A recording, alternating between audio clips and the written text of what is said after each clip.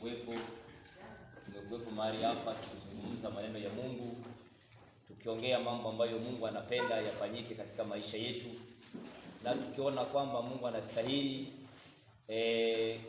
tuwe na tabia nzuri ambayo inampendeza yeye mwenyewe.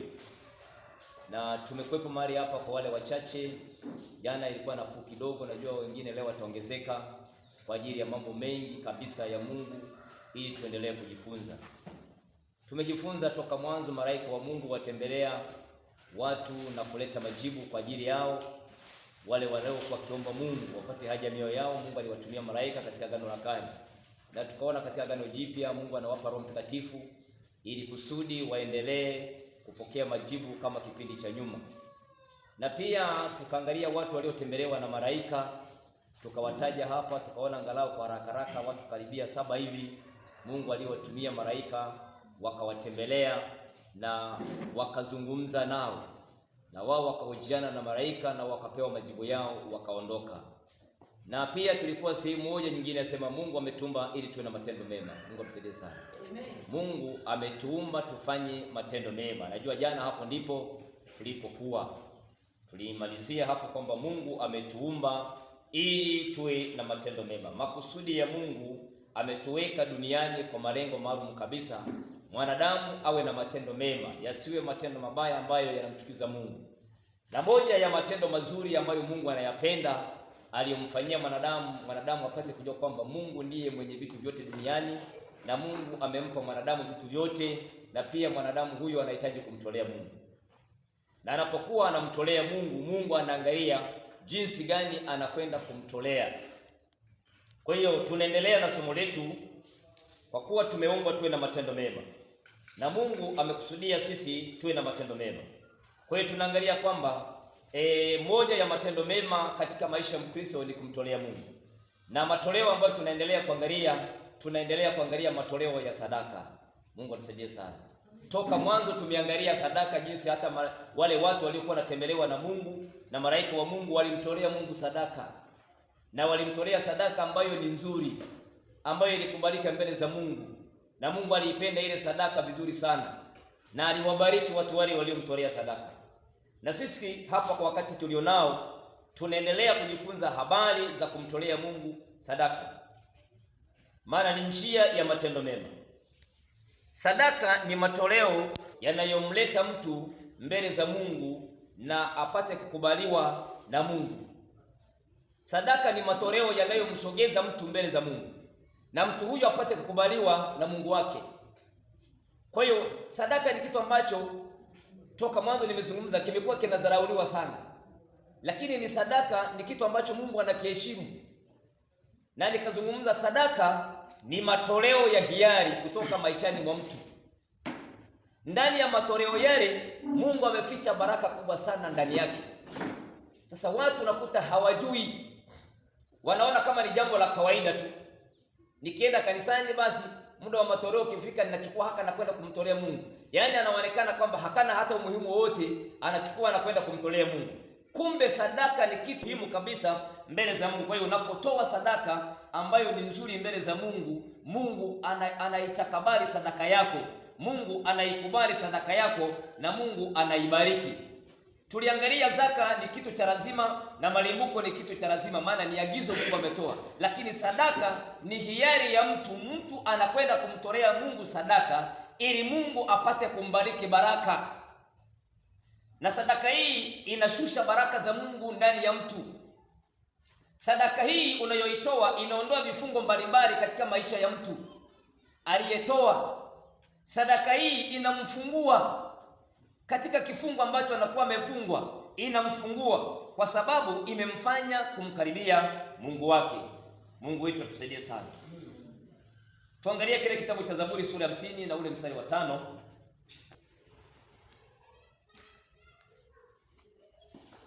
Neno la Bwana linasema, "Kusanyeni wacha Mungu wangu waliofanya agano nami kwa dhabihu." Anasema nikusanyieni wacha Mungu wangu waliofanya agano langu kwa dhabihu. Dhabihu ni matoleo. Mungu atusaidie sana. Yaani madhabihu hiyo ni sadaka ambayo unakwenda kumtolea Mungu. Anasema nikusanyie watu hao ambao mioyo yao inakwenda kunitolea sadaka hiyo ya agano langu, maana ni sadaka ambayo Mungu ameiagiza watu wamtolee Mungu kwa hiari. Ni agano la Mungu, ameagana na watu hao. Ndio anasema unapokwenda mbele za Mungu kumwabudu Mungu, nenda na matoleo. Kwa hiyo unachukua matoleo yako unakwenda nayo. Unaweza kukuta mtu anasema mimi sina matoleo leo, sina sadaka, lakini katika nyumba yake kuna sadaka nyingi sana ambazo ziko ndani ya nyumba yake, yeye hazioni. Na Mungu anahitaji watu wamkusanyikie. Watu hao wanaokusanyika ni watu ambao wameweka agano na Mungu kwa ajili ya kumtolea Mungu dhabihu.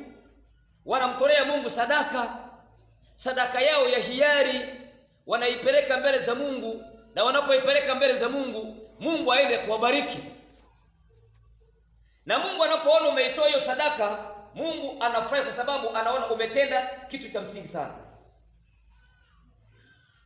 Kwa hiyo anasema kwamba Mungu alifanya agano na Mungu anasema Mungu alifanya agano kwa ajili ya dhabihu, na dhabihu ni sadaka. Mungu anafanya agano kwa ajili ya dhabihu, na dhabihu hiyo ni sadaka. Kwa hiyo unapotoa sadaka yako mbele za Mungu, Mungu anaweka agano na ile sadaka uliyoitoa. Mungu anaangalia sadaka yako uliyoitoa ina uzito gani, aweke agano na hiyo sadaka uliyoitoa. Ina uzuri gani, aweke agano na hiyo sadaka uliyoitoa. Sasa kama umepeleka sadaka kwa Mungu isiyofaa, Mungu haweki agano na wewe. Na kama umetoa sadaka inayofaa, Mungu anaweka agano. Na anapoweka agano, ujue Mungu hasahau agano lake aliloliweka. Anapokuja kupitia kitabu chake cha kumbukumbu la maagano, anakutana na agano aliloliweka kwa ajili yako. Mungu anatoa majibu juu ya agano lako. Bwana Yesu atusaidie sana. Sadaka nzuri inakubalika. Sadaka nzuri inakubaliwa na Mungu, na Mungu anaipokea. Sadaka nzuri inakubaliwa na Mungu, na Mungu anaipokea. Sasa wewe umetoa sadaka yako nzuri mbele za Mungu na Mungu akaipokea. Kitakachofuatia ni Mungu kukubariki, kwa sababu anaangalia unafanya vizuri, na yeye lazima afanye vizuri. Kwa kuwa wewe umefungua moyo wako mtendea mambo mazuri, na yeye anafungua. Tuliona jana kwamba tulipitia kidogo ujuzi, tumeona kwamba wakati Ibrahimu amefungua moyo wake kumtolea Mungu Isaka awe sadaka, na Mungu akafungua moyo wake akamtoa mwana kondoo. Na tuliona faida ya mwana kondoo, tulijaribu kuipitia ilikuwa na maana gani ambayo Mungu aliitoa. Kwa hiyo Mungu akatoa kitu ambacho kwa kupitia Ibrahimu kilileta faida kwa watu wote dunia nzima. Inawezekana matoleo yako ya sadaka utakayotoa mazuri yataleta faida kwa jamii ya kwenu yote. Italeta faida kwa majirani yako na hata kijijini, kwa sababu Mungu atasikiliza kile unachokiomba Mungu akifanya. Mungu atatengeneza vitu vya tofauti katika matoleo yako ambayo wewe unayokuwa unayatoa. Mwanzo ile sura 4 na mstari wa 4, tuangalie pale. Mwanzo 4 sura ya 4. Mwanzo 4 mstari wa 4. Tunaangalia Mwanzo 4 sura mstari wa 4, anazungumza kitu fulani pale mstari 1. Anasema kwamba tunaangalia ule mstari wa 4, anazungumza Habili naye akaleta wazao wa kwanza wa wanyama wake na sehemu zilizonona za wanyama. Bwana akamtakabali Habili na sadaka yake. Mungu atusaidie sana. Akaleta sehemu ya wanyama. Ndio maana nilizungumzia hata jana, tufuge. Itafika hatua utaamua mtolee Mungu mnyama wako. Habili alikuwa ni mfugaji. Siku alipokwenda kumtolea Mungu, alichagua katika sehemu ya wanyama wake mnyama aliyenona, aliyeshiba, aliyenenepa, amejaa mafuta. Huyu ndiye alimchukua kupeleka sadaka, na sadaka ile ilikuwa ni ya kuchinja na kuchoma moto. Akaona hii ndiyo inamfaa Mungu wangu aliyenipa vitu hivi. Akaichukua, akaenda, akaitoa mbele za Mungu, akachinja, akachoma moto, Biblia sema Mungu akaitakabali, Mungu akaikubali. Mungu akakubali ile sadaka, moshi ukanyoka kwenda juu mbinguni. Abili alitoka kule amefurahi sana, kwa sababu Mungu ameikubali sadaka yake. Kwa hiyo sadaka nzuri inafanya mawasiliano yako na Mungu kuwa pamoja. Mungu anakuwa pamoja na wewe. Mungu anakuwa tayari kukubariki, maana unatengeneza kitu kizuri chenye kukuunganisha kati yako na Mungu. Sadaka ni sehemu ya kumuunganisha mtu na Mungu. Wewe unaiona kama haifai. Unakuta mtu anamezoea kutoa shilingi 200. Anapeleka sadaka 200. 200 ishapitwa na wakati. Mungu atusaidie sana. Mungu atusaidie. Mimi nilishasema kama sina sadaka sipeleke 200. Maana hiyo ni ya mtoto mdogo. Hailingani na mimi. Nimekoswa, nimepata shilingi 1000, hiyo ndio naanza kupeleka kwenda juu. Na siku moja nilikuwa naongea na washirika wangu pale, naambia ninyi mkiwa shirika kama 50, kila mshirika akileta 1000 kwa kimo cha chini, kwa siku moja sadaka inatolewa shilingi ngapi? 50,000. Na kama ndani hao washirika 50 mmoja akapeleka 200 au wakapeleka 6 200, yani 2200, wengine wakapeleka 5000, wengine 1000, utajikuta hiyo sadaka kuja kukusanya inakimbilia karibia 100,000 au 80,000. Ukija kupiga mahesabu kwa mwezi, washirika hao unakuta karibia wana shilingi 500,000 au 400,000. Ndani ya hizo pesa kanisa linapata sehemu yake ni nzuri. Mungu amsaidie sana. Maana Mungu anafurahia na anabariki watu wao wanaofanya vitu vya namna hiyo. Sasa kama wewe unatoa 200, unategemea kanisa litapata shilingi ngapi? Sinapata senti 2. Senti 2 hainunui hata pini ya nani yako ya kuchomeka kwenye mixer. Kwa hiyo kanisa litaendelea kuwa na shida. Utashangaa kanisa lina watu wengi lakini hawana baraka za matoleo katika maisha yao. Hawana baraka wanapokwenda kutoa sadaka. Maana mifuko yao haibarikiwi. Kazi zao za mikono hazibarikiwi kwa sababu ya matoleo. Mungu atusaidie sana. Kwa hiyo matoleo Mungu anayapenda. Unapopeleka matoleo mbele za Mungu, Mungu anabariki. Tujifunze kumtolea Mungu sadaka. Mimi huwa na kanuni moja, hata nyumbani sina kitu, huwa nabeba hiyo iliyoko ndani, hiyo napeleka sadaka. Namwambia Mungu, wewe utajua huko nyumbani nitakula nini, ili mimi nikutolee. Na Mungu anafungua. Nilikuwa namsimulia mama Sara pale, ilikuwa ni jana. Namwambia nina kajuku kangu ka miaka 4. Tulikuwa na changizo la ujenzi. Nimetoa pesa, imebakiza kama shilingi 5,000 mfukoni. Nikasema hii pesa nitakwenda kununua angalau amboni moja leo wale chakula.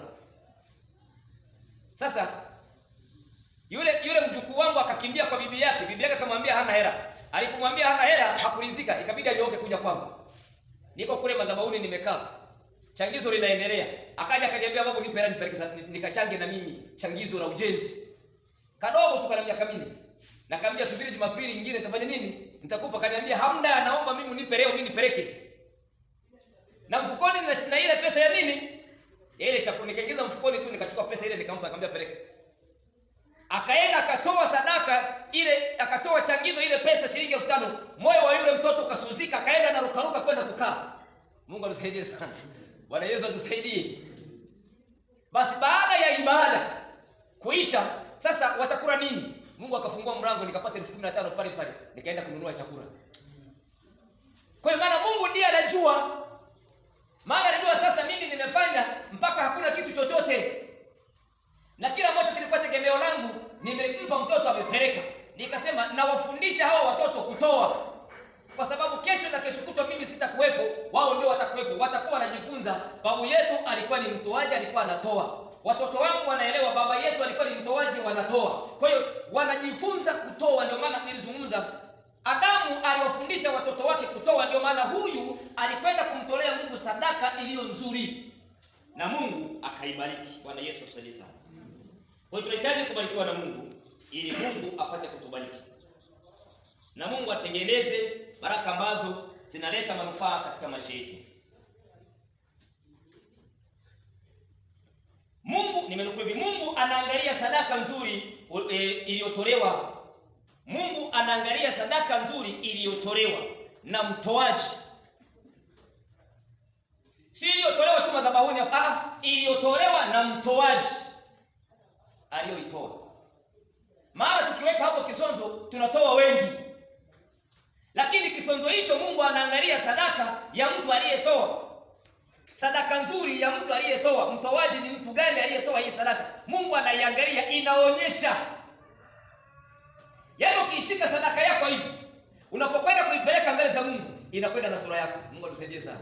Yaani ile sadaka inakwenda na sura yako unapoiweka kwenye kisonzo. Hata kama zingelikuwa sadaka milioni 8, Mungu anapoziangalia, anaangalia kila sadaka imetolewa na nani ndani ya nyumba yake.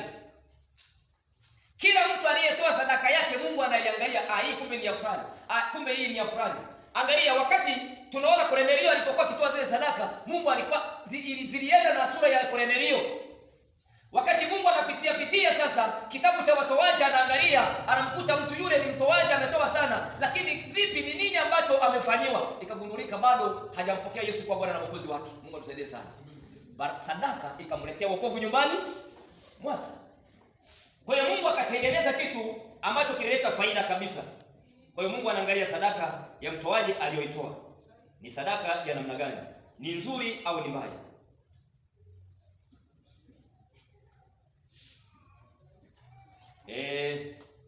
Tuangalie Zaburi 126 mstari wa 5. Tuangalie pale. Tuangalie kitabu cha Zaburi 126. Kuna jambo fulani pale. Tumie mstari. Zaburi 126 mstari wa 5 inasema, wapandao kwa machozi watavuna kwa kelele za furaha. Ingawa mtu anakwenda zake akilia, azichukuapo mbegu za kupanda, hakika atarudi kwa kelele za furaha. Aichukuapo miganda yake. Mungu atusaidie sana. Anasema mtu akapanda mbegu yake kwa machozi, yaani akatoa sadaka ambayo inaugusa moyo wake, yaani mpaka inauma. Yaani hapa anazungumzia sadaka inayouma. Anatoka sadaka inauma, moyo unauma kwa ajili ya ile sadaka. Hapo inaonyesha ni machozi, maana amekwenda amepanda. Sadaka yake ameipanda kwa machozi. Lakini machozi yale anayotoka kula analia, anasema kwamba akabeba mbegu akaenda akaipanda. Ile mbegu itazaa, siku moja atatoka shambani mwake amechukua miganda yake kwa furaha kubwa sana. Mungu atusaidie sana. Ile machozi aliyokuwa analia hayatakuwepo tena, maana Mungu atabariki. Kwa sababu sadaka ile iliugusa moyo wake. Sadaka ile iligusa mpaka moyo wa Mungu. Sadaka ile iligusa mahusiano yake na Mungu. Kwa hiyo Mungu akambariki.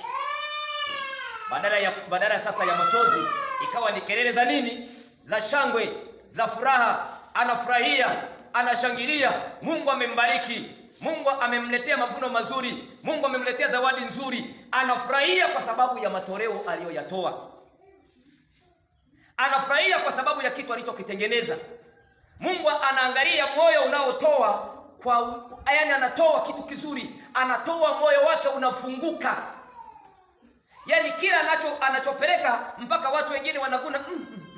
Yaani hicho ndicho anakiona kizuri kwake kumtolea Mungu, anapeleka mbele za Bwana. Mungu anambariki mtu yule zaidi, mpaka anafurahi, anapiga kelele za shangwe, anashangilia. Mungu amembariki. Mungu ametengeneza kitu cha tofauti. Mungu ametengeneza mambo makubwa ambayo Mungu amemfanyia. Kwa hiyo Mungu anaangalia ni nini ambacho wewe ambaye unatoa mbele za Bwana. Machozi yana maana umetoa sadaka iliyokubaliwa na Mungu.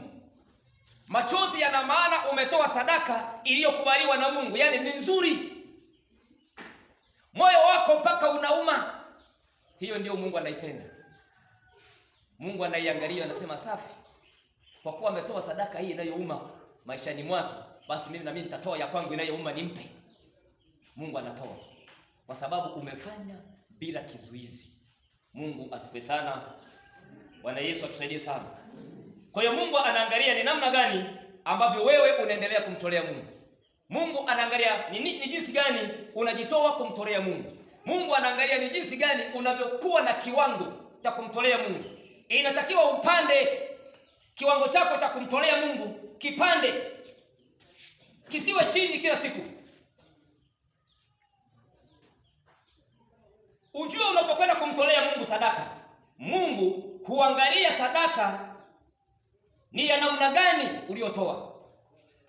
Unapokwenda kumtolea Mungu sadaka yako, anaiangalia ni ya namna gani sadaka ile unayokwenda kumtolea. Kwa hiyo inatakiwa upande kiwango.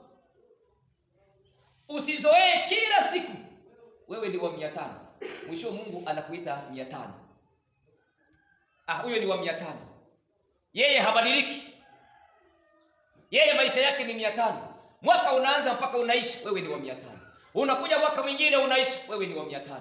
Unakuja miaka 5 inapita, wewe ni wa 500. Yaani wewe haubadiliki.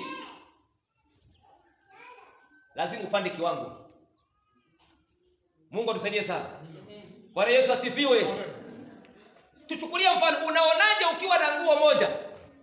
Kila siku unaivaa hiyo nguo. Kila siku unapokucha unayo, kukicha unayo, mwaka mzima unapita unayo. Watu hawatakukaribia. Ukipita kule sema yule ni fulani. Kwa nini waseme yule ni fulani? Wamekariri nini? Ile nguo yako wanasema yule ni fulani, maana ndio tunajua na nguo ya namna hiyo. Huwa habadilishi. Lakini siku ukibadilisha wanakusahau. Hawatakukumbuka kwa sababu umebadilika. Kwa hiyo unapopanda kiwango, kumbukumbu ya shetani ambayo kila siku imewekwa rekodi, wewe ni wa hivyo, inabadilika. Anasahau kwamba ni wewe. Anajiuliza ni nani aliyetoa sadaka ya namna hii? Ni nani? Na shetani anajiuliza. Wanamwambia ni Friday, anasema leo na yeye amebadilika. Amepanda kiwango. Mwambie jirani yako panda kiwango.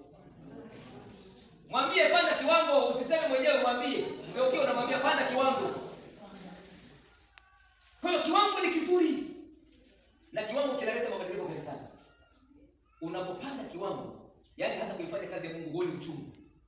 Unaona ni rahisi. Kwa sababu Mungu anatembea pamoja na wewe, kukubariki na kukuongezea. Mungu asifiwe sana.